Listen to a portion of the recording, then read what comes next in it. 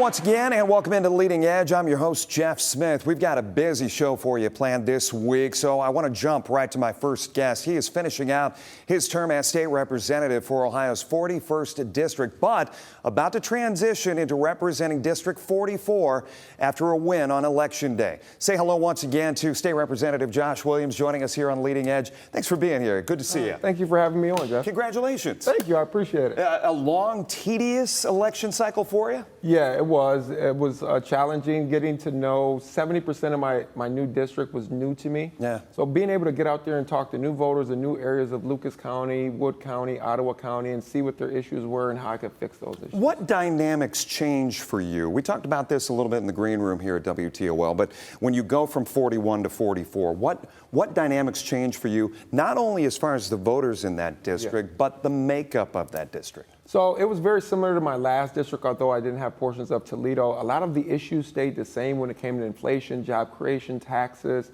community safety, immigration. But a real different dynamic was the school systems. You know, before I dealt with Washington Local School District, which is neighbor to Toledo, very similar communities compared to Anthony Wayne, compared to a Perrysburg School District in Northwood and Genoa. Just getting to know those school districts, and it's a different dynamic when it comes to school funding, when it comes to the type of curriculum that they want to teach and the type of workforce development training they want to put in. And I asked you, I said, what do school districts do as far as reaching out to a state representative? How does that state representative help them? Yeah, a lot of it comes down to the fair school funding formula. And we are going into the next General Assembly, the last budget process. We increased school funding substantially overall in the state by $3 billion. This next cycle, we're going to hit the last phase of the fair school funding. So they're coming in, making sure that they get their portion and trying to explain to me why they believe they need to have bigger portions or smaller portions from the state. Let's go back to the election real quick. Election happens. Obviously, we have President Trump coming into office. You saw an opportunity. You wrote an op-ed. Yeah. Put it out there for the national media to kind of jump on. They did. They attracted to it. New York Times, Fox News, you were on. Talk to me a little bit about getting the message out and what you really wanted to hit home, not only for the local community, but for the nation. Well, being on the ground before the election cycle in my neighborhoods, where my family lives in the inner city of Toledo, we knew what issues were important to them. And we believed the Democratic Party was just dismissing those voices and those concerns. I thought the Democrat Party would wake up after, you know, that big wave and the popular vote going towards Donald Trump and the Republican Party. But I woke up to pundit after pundit just regurgitating the same issues, believing that Trump was elected because he was racist or America's misogynistic. And I wrote that op-ed hoping to wake up the Democrat Party to say, you guys are missing the ball. And if you continue down this path, you're going to lose for decades. What's been the reaction? What's been the response? It's been very good from both sides of the aisle. Okay. Right? I know lifelong Democrats that are blue-collar workers that were like, that's spot on. That's what we want our party to concentrate on, and they're missing the mark. And then I had independent voters say, this is why we actually voted for Trump. And then, of course, Republicans were like, hey, we appreciate you bringing that perspective to our party. And it was just to get the message out there. I'm trying to get the parties to realize we need to get back to the center, get back to covering issues everyday working Americans care about, right? It's not black issues, it's not white issues, it's not Hispanic issues. It's American issues. And the voters overwhelmingly said on Election Day that the solutions that were proposed by the GOP was what they were voting for. Talk to me a little bit about your background. And I know you said we could talk probably 3 hours about your maturation process. But on the TV commercials, on the radio commercials, we heard about you as a homeless individual, somebody who was near death at points in your life. Yeah. All of that true? Every moment of it is true. So I dropped out of high school at the age of 18 when I became homeless. I was attending Star High School as an honor student at the time. I was sleeping on park benches, bouncing from house to house, sleeping on friends' couches. Met the mother of my son. You lost your father. I did. That was a big moment in your life. My dad was huge in my life growing up. At the age of 5, he died from cancer. So then I was raised by a single mother. My mother is white Native American. My dad was black. I have 2 older male siblings. So we struggled, right? We got raised in poverty and eventually made our way out towards UT. I got in a good environment, did better in school, but dropped out when I became homeless. And eventually fell at work and got injured, disabled for 6 years, underwent 40 procedures plus on my spine, finally recovered and hit college at 30, and in 5 years earned 3 degrees, became a lawyer, then a professor, and then elected to my first term as a state representative, and now my second term. It's an incredible story. I want to ask you something that came up during the election season, and that was Derek Marin, who was running and still running at this point. The race hasn't been decided against Marcy Kaptur. Shows up at Toledo Express Airport, had a litany of politicians behind him. Do you think this is something going forward that you in the State House, he or even Marcy Kaptur in the U.S. House of Representatives can push for more passenger traffic out of Toledo Express, and how? Yeah, I absolutely do. We've had conversations in the last budget. We brought funds to our airports around here. I think we need to definitely increase. I would love the idea of being able to go to Toledo Express Airport and catch more flights to different locations, direct flights. I believe we can bring more resources, not only from the federal government, from the state of Ohio, right? Being able to make it easier access, making more businesses around that area, more accommodations so you don't have to drive so far from the airport to get into where hotels are located. I think it'd become more attractive if we did that. That's a fair point. Actually building up the area in Swanton around the airport to make that almost like a destination mecca. Correct. And make it where Toledo becomes more of an attractive place so you don't have to drive so far. You can fly into Toledo, you can stay there, people can meet you, you can put more conference centers around that area and make it more attractive because it's still a little bit of a drive from the inner city of Toledo. 30 seconds left. Your biggest hopes and plans for the General Assembly in January? So we're going to concentrate on three main issues. One is human trafficking, right? We're going to concentrate on border security and making sure our communities are safe by defunding sanctuary cities. And the big emphasis is going to be workforce development. We're going to make sure our kids and our adults that are losing their jobs to layoffs are able to get retrained for free here in Lucas County so they can get back on the job market quick and fill the jobs that are open currently around us. Because education is so important to you. Education changed my life. Yeah. And I wanted to be able to change the lives of all Ohioans. State Representative Josh Williams, great to see you. Congratulations once again. We appreciate it. We'll be back right after this. Welcome back here on Leading Edge. I have known our next guest for the better part of a decade, maybe longer. Maybe longer. Erika White has rebranded herself a number of times, most recently throwing her hat in the ring for politics and winning a chance to represent Ohio's 41st District. She's now joining us here on Leading Edge. Good to see you. Thanks for doing this. Good to see you too, Jeff. I know, just like the old days, right? Except you're not asking me any health and wellness questions, Oh, right? my goodness. Because she was on Ask the Expert when I was over at 13 ABC, and we used to have some good times. I want to ask about your fascination with politics, because it's not something new, because you've always kind of been in the background, haven't you? Yes. It's not anything new. And this probably sounds funny, but I would say it began in the early days of third grade at Reynolds Elementary School, and it kind of blossomed into American government class and Miss Bloom's class at Rogers High School, and just remembering the days of looking at powdered wigs and textbooks, and knowing that I wasn't going to wear a powdered wig, but understanding that from her telling me that whether you were active in politics, it was going to be active with you throughout your life. And so I was like, that's an interesting concept. And so, what did you take from the union representation and your background with that, and how you, I guess, make it applicable to what you're now going to do, right, for the 41st District? that's an excellent that's an excellent question as you're talking about the transition. So representing people. And the thing that I've really learned about politics is about people.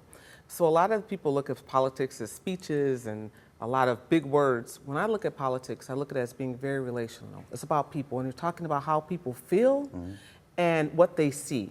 And that is where we want to make sure that we keep the political experience. So being a union rep, understanding that when you're talking about working people or people in general, then when you're talking about institutions and what institutions do for people, how they serve people, they're not just, what people want to know is, how does that institution work for me? Yeah. And not just in a literal sense. How does it get down on this table? It's also about you being present. And on your website, even your campaign, you were about these boots are made for working, right? You put that out there because boots on the ground, and that has been one of your background modes, I would say, for as long as I've known you. You were everywhere. I don't know how you do as much as you do. I want to talk a little bit about what you know about District 41 and what you have come to know about it, and what are its needs as you go forward. District 41, the biggest need is, I'm a mommy, really getting a chance to talk to the people, is talking about the issue with the water. And so, I held a water Like a forum? Forum, Yeah. yep. And so people were like, oh my goodness, I can't believe you're going to do that. But here's my take, Jeff, when you were talking about putting boots on the ground and talking to people. How am I going to come and knock on your door every day and know that that's an issue that's important to you and not address it? And where most people would say, well, wait till after election. No, I'm knocking on your door. You're telling me you're concerned about water. So we brought in someone from the Water Environment Council, and we talked about lead pipes. And we know that's also important to the city, people in the city of Toledo. So addressing issues, no matter how difficult or how hard they are, right when they come to you, and making sure you're accountable, you're transparent, and you're listening to people, because it's not about whether you like what people say. Yeah. It's about finding the common ground and working toward a solution, period. Lucas County, obviously very Democratic in its makeup, right? And as you spread and as you look at the results of this last election, Josh brought it up before you, and obviously Josh coming out of District 41, going into 44, but he's talked about the need for both parties to come a little bit more to the center. Yes. And I know you were pushing hard for the Harris campaign and pushing hard for a lot of the Democratic candidates, Sherrod Brown losing, but as you look for that need to get more to the center, do you see that as well? I do. In fact, I'm more of a moderate candidate, like you're saying, being from the union background and from AT&T and understanding when I say technology and we talk about policy, how they intersect. You have to understand how that works, and understanding we have to get back to the middle of serving people. Politics is about policy and getting down to how it serves people, and they have to see how it makes them, again, have to see how it works for them and how it makes them feel. Results, right? Results, right. It's not words, and it's not just numbers and that on paper. That doesn't work for people. It's showing them their 401k. I have a 401k, and you tell me I couldn't give them my 401k for the first 10 years of my career. I could not afford to give to that. So it's telling me how well the economy is going off of a 401k doesn't work for people. But if I tell you that if you can apply for this program, it's going to help you and your family give free lunch or reduce lunch program or this. That's something you can see and feel. So we've got to get back to that, and we've got to get used to working across the aisle. Again, it's not about whether I like what you have to say. It's about finding a common ground and working towards solutions so that people in the district, in my District 41, no matter who they are, and they don't have to agree with your politics either. You just want to come to the middle and meet with both sides. I want to know what, in our last minute, what you've learned about you. As we've gone over these last few months, coming together and trying to meet the people? What I've learned about myself, I will tell you, is that I know, is that, and to be pretty honest, is that inner voice. And so when to listen to my inner voice and when not to listen to my inner voice. So being resilient, and I've learned that about myself a lot, but knowing when to listen to myself when it says, you can't do that, and saying, no, I can, and knowing when to listen to myself when I say I can do it. And I think that's something we have to learn within ourselves, is when to listen to ourselves and when to not listen to ourselves. Last 30 seconds, I got to ask, because we've got about 1,500 workers who are losing their jobs on layoffs, and as a union representative and a union backer, your word for them tonight. Look, stay strong, stay resilient. It's going to seem like this is it. It's not. There are many programs out there you live in the right place, let me just say this. And you live in the right place to be able to bounce back on your feet, but it's not going to be easy. There's nothing easy about losing your job. I've been surplus several times. And we've got resources. I want to point those out on WTOL.com. Congratulations once again, Erika. And we're here for you. And we come together as a community. I was saying that's the best part. You're in the right community. It's great to see you, Erika. We'll be back right after this. Welcome back. A couple weeks ago, we highlighted a poll BGSU's Democracy and Public Policy Research Network put together. Now, with the election in the rear view, this week, a chance to talk to see how they did with it. There's going to be a couple different kind of takes on this. So one issue with a poll, for those who don't know, it was 1,000 likely voters in Ohio. It's an internet-based poll. So you're already going to have a little bit of a liberal bias there just based on internet access. That isn't to say that it's like an all Democratic poll at all, but just based on the internet access, who is opting into these kind of paid polling opportunities, you know there's going to be a little bit of an overweight on people who identify a little bit more as liberal. Additionally, because it is 1,000 likely voters, you're going to have to not oversample, but essentially weight the data to try to make it representative of Ohio.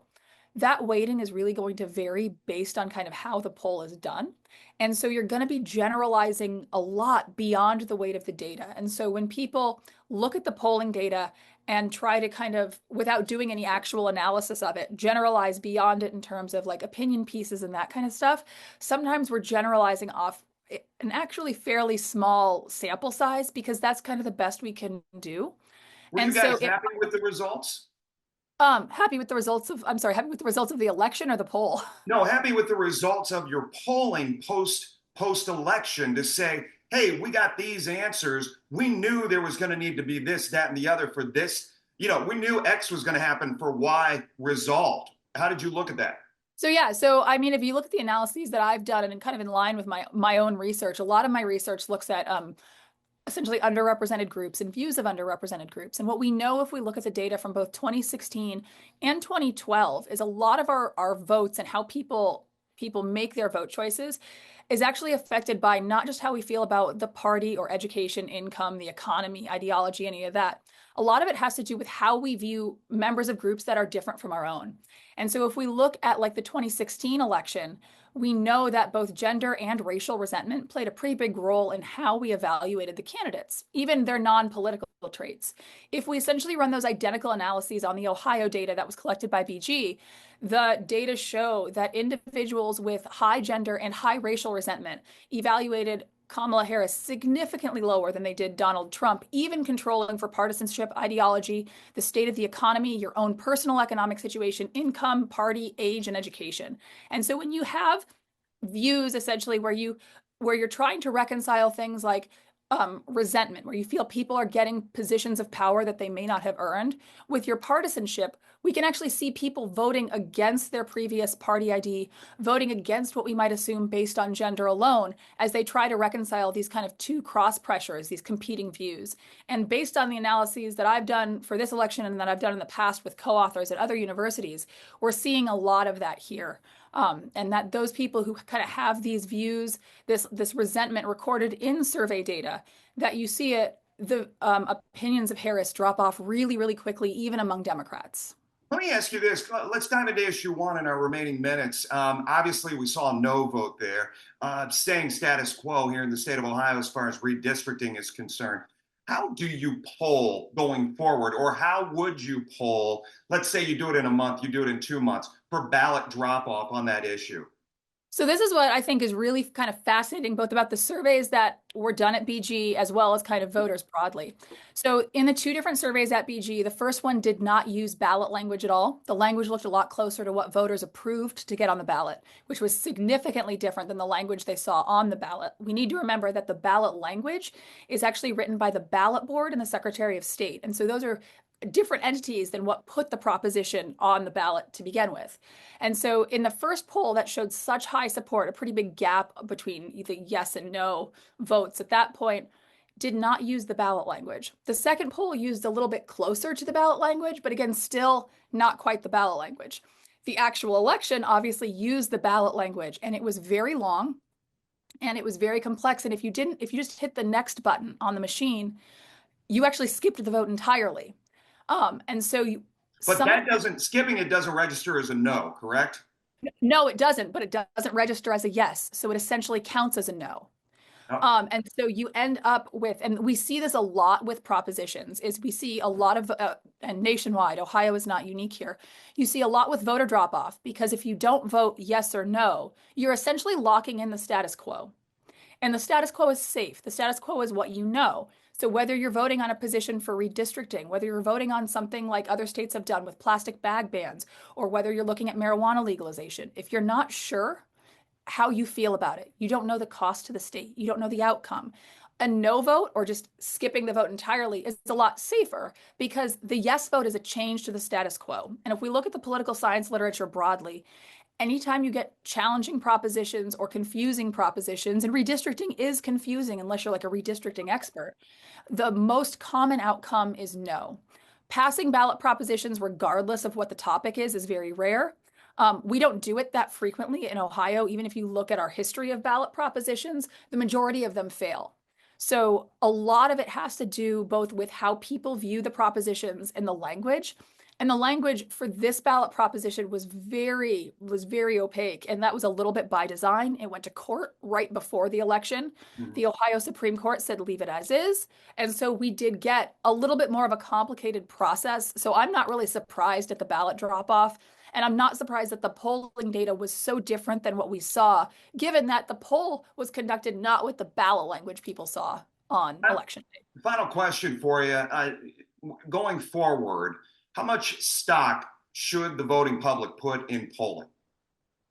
I think polling is a great snapshot measure to see where either the state, locality, or country, whatever you're polling, is at that moment in time. In the aggregate, when you lump us all together, opinion is actually relatively stable. If you're looking individually, we can swing a little bit, on politics, but it's a good measure of kind of in the aggregate how we feel about things. What makes it really difficult in a campaign is you're looking at a one-day snapshot. And when you think about how quickly the news changes, how stories break, you could feel one way about a candidate or an issue in the morning and feel totally different in the evening. And so all of a sudden your vote and your thoughts have totally changed.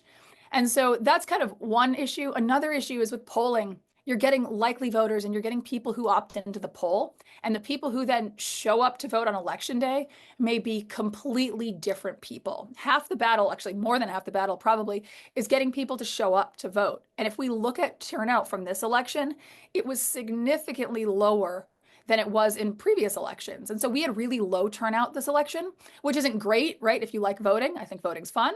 And so because the turnout is so low, the people who voted, on the one hand, may not represent the people who are actively responding to polls. And so you may get just a different enough window there. Well, for a final time this week, a reminder, news all the time at WTOL.com and WTOL 11 Plus. You can find that on Fire, Amazon, and Roku. We'll see you next time.